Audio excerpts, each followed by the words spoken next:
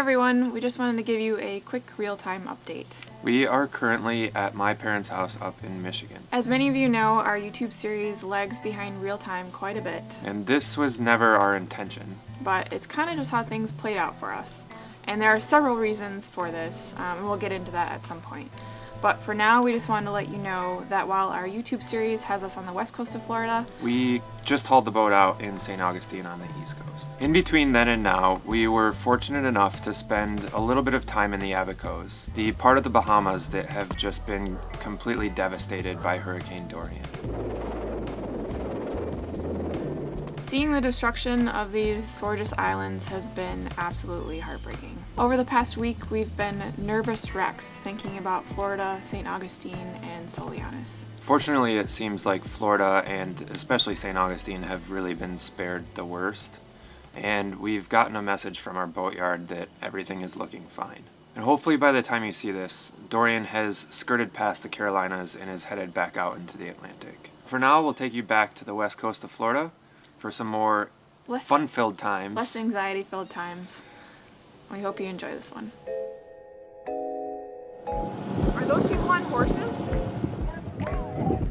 Ooh, they're like right on his anchor chain.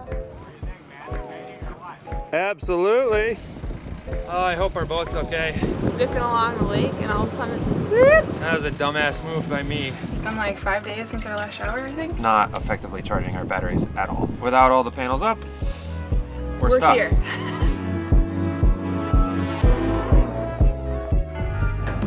Last time on Sailing Soulianis, we showed you what 7 days of the cruising life looks like. Holy crap. Look at how much rain there is right there. We're gonna get blasted in a second, huh? It's always a plus. See the boat still there. I think I can sail through the anchorage while eating a piece of pizza. After spending a little time checking out Clearwater in St. Petersburg, we kept pushing our way south.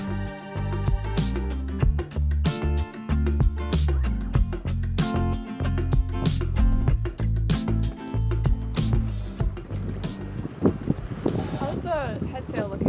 Is it lefting it off? Nope, it's perfect. Should I be going up into it a little bit more? No, I think we're good. We just dropped to 10. Why are we being converged upon by spaceships? Help us. Despite the ominous collision warnings from our AIS, we had an absolutely gorgeous sail across Tampa Bay. Then, back in the ICW, we fired up the engine.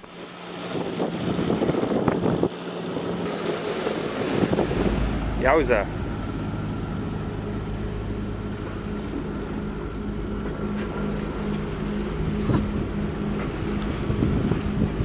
Felt like we were in the Gulf for a second there. Are those people on horses?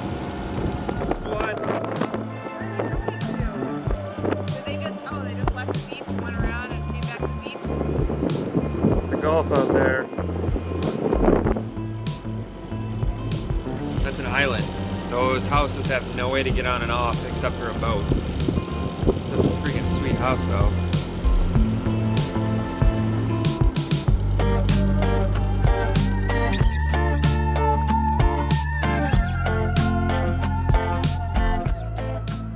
What you doing down there? Folding laundry. Getting rid of entrapment.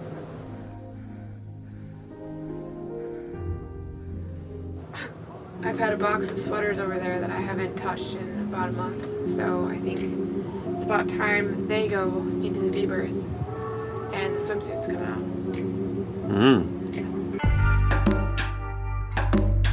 After dropping the hook at Longboat Key, Lauren took advantage of our stationary boat to keep working down below, while I settled into the cockpit to check out our new surroundings.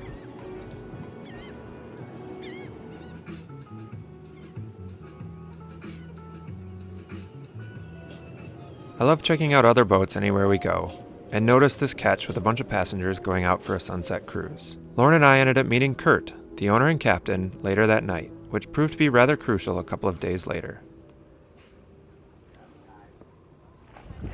Oh.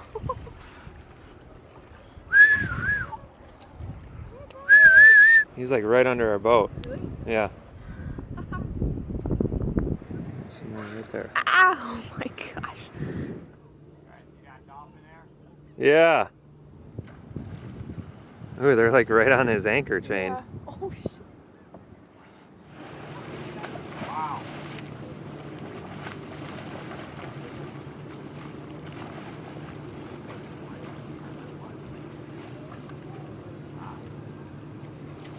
What do you think, man? They're mating or what? Absolutely.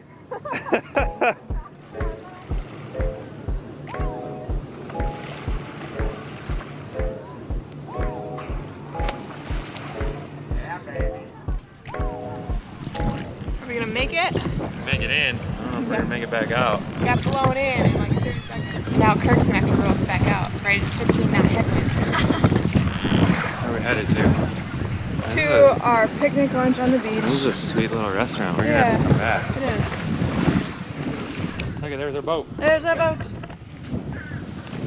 It looks like this tree has been overrun by cactus snakes. Oh, Are they prickly? Yep, they're prickly.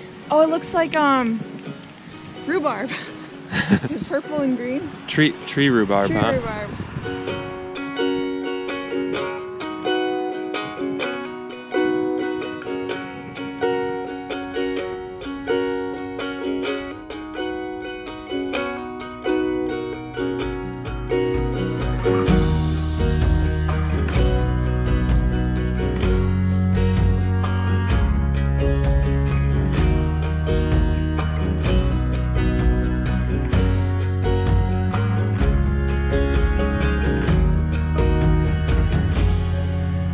We have moon sparkles already.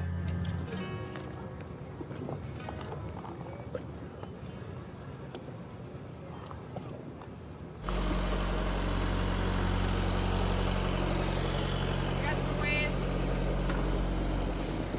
Oh, I hope our boat's okay. That was a dumbass move by me. I hope you're okay.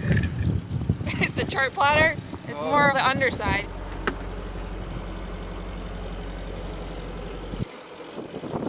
This is the look of a boat that has just run aground. Well, it's a look of a boat who has a captain who decided to pull us off himself. Oh, that was a really dumb mistake by me. I misjudged the channel. We had anchored off and we were headed back to the ICW, and I lined up all the channel markers and thought I was headed the right direction, but I missed a little dog leg that I needed to go out and around first. With the assistance of a very nice gentleman named Kirk, who we met last night, he came out in his electric day boat and helped reset our anchor so we could winch ourselves off, and attached another line to his stern. So between putting the boat in reverse, winching on the anchor, and him tugging, we tugged ourselves right off. But we were in a pretty bad shoal there for a few, getting blown further and further onto it with 15 knots of wind. Luckily, we had a rising tide. That probably saved us, and we were able to get out of there. That sucked. It totally felt like we were those cartoon characters in that boat that just went zipping along the lake, and all of a sudden, whoop, right up on shore. Yeah. The whole boat, The whole boat raced up, eh? the whole boat tilted like this. No, I don't need to pay attention to that. I gotta pay attention to that. Okay, you see that? Very nervous about running aground right now.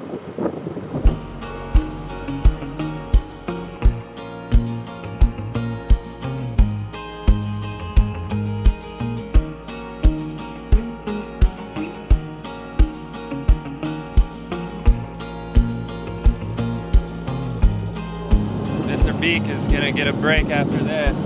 Friggin' flying along at 6'8". Trying to time the bridge openings is pretty standard operating procedure on the ICW. Kirk, we made it!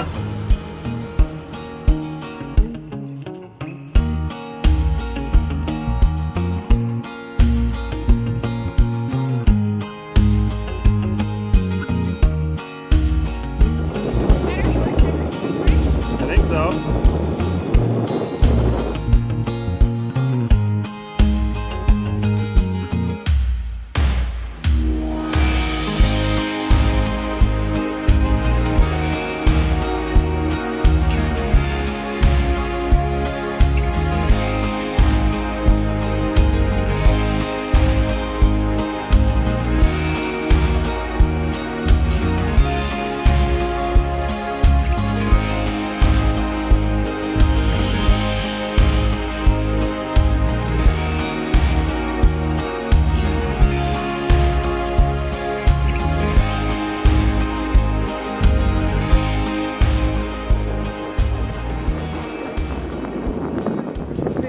6 weeks for a job in Utah, video job. And we're still not in the Keys. Are we gonna even get to the Keys before we have to go to Utah? I don't know. Oh, I hope so. This is where living and working on a sailboat gets complicated. Normally, all the work we do can be done remotely, but this was a location shoot we physically needed to fly to. So this meant finding a marina where we felt comfortable leaving Soulianis unattended for a few weeks. Since we had yet to sail those crystal clear waters that we had dreamed of, and this job was forcing us to stay put for a while, we were hoping we could spend this time in the Keys. Moving a sailboat anywhere quickly, especially on a specific timetable, is extremely difficult. To do so while working a remote job and documenting it all for YouTube is complete lunacy, so we're learning to set our plans cautiously. So, we're in Venice, Florida, Florida, not Italy. or California. Oh. We're at a place called the Crow's Nest, which is right smack in the middle of Venice Pass. We had to come here because our batteries were dead. We ran them all the way down to 35%. Just really cool. Yeah. We could do that. We do not have traditional lead acid batteries. We bought Firefly Oasis, which are carbon foam lead acid batteries. So what this company has done is they've replaced half the plates, half the lead plates, with a carbon mesh, and we get a lot of benefits. They have most of the advantages of a lithium battery, but are half the cost. There's no complex battery management system, and they won't catch fire. They can be drawn down to an 80% depth of discharge. They're rated for a very high number of charge cycles. They can be charged quickly, and they can be stored at a partial state of discharge for long periods of time without damage. Because we work remotely from the boat, having a robust, easy-to-manage battery bank was a big priority for us. We bought the batteries because we knew that we were not going to be able to generate enough power. We didn't want to run our engine while we're at anchor. But unfortunately, we didn't get all of our solar panels up this cruising season, so we're having even more issues with it than we would have hoped. Yeah. After an incredibly frustrating and disappointing experience trying to work with a metal fabricator to build an arch for our boat, we called it quits on the entire project. The only thing that really we use power for is keeping our fridge cold and cabin lights, pressure Charging water, our and computers. charging all of our computers. We probably actually would have been okay with the 600 and some odd watts of 520. solar, 520, that we do have right now that just isn't all installed. It's bittersweet. We got $1,500 worth of solar panels, and now we don't have anywhere to put them. But if we had all of our panels up, we'd probably be okay. The other issue we're having is that our alternator is original to the boat, 1979, and it's just a terrible automotive alternator. It is very close to overheating. We've seen 240 degrees Fahrenheit. All day today, we only got a max of, I think, 10 amps, even though the battery was like totally depleted. It has no external regulation, so it's not effectively charging our batteries at all. And that's another thing we have to fix. What I was thinking is that you sized our battery bank large enough and picked these batteries so that they could be discharged so much that we could probably get away with just the solar panels and not having a wind generator or other means of generating power because we have so much battery bank. We would drain down the battery bank at night, which would be fine, but then we would have enough solar to recharge it and then some for us to charge all of our other stuff during the day. Depending on how many cloudy days we hit, we can weather most of those. Right. So. But without all the panels up, we're stuck here at a in marina. a marina. Which we sort of assumed we'd be going to a marina every other week or so, just because I'm still working, and like tomorrow I have to go to UPS and drop off a bunch of thumb drives for a video edit that we did for a client, and we need to top off our water tanks, which, you know, we did the other week when we stopped for fuel and got rid of our garbage and all that, but we figured we'd be at a marina every other week or so. We have 60 gallons of water, and we figured we can go almost 2 weeks on the 60 gallons with, because basically we just use the water for drinking and for washing dishes, and the cockpit shower here and there. What you doing there? Taking a sponge bath. It's been like 5 days since our last shower, I think, and I just went for a run on the beach. This is great. I sleep so much better after a shower before I go to bed. Yeah, we were hoping that we'd get away with like one marina visit every couple of weeks, but I think we just didn't realize how expensive they were gonna get. So we were used to Lake Michigan prices, which were $1 a foot, $1.25 a foot. Here we're finding the cheapest is well over $2, up to $3.50 a foot. Yeah. For a night. I think we kind of underestimated the cost for staying in a marina. In Florida. Florida. But we're doing fun. We're doing fine. We're doing fun. We're doing fun. We're doing fine. We're doing fine. We're having fun. We finally felt like we're starting to experience the cruising life. Clearwater was cool, St. Pete was really cool, but they're both very Urban. And so when we hit Longboat Key, we stayed there for 3 nights. Was it 2 or 3 nights? That was the first feeling of like we're actually cruising 2 islands with palm trees and sand. This is totally islandy. This is like the first island feeling I think I've gotten. Yeah. But we are missing a beautiful sunset.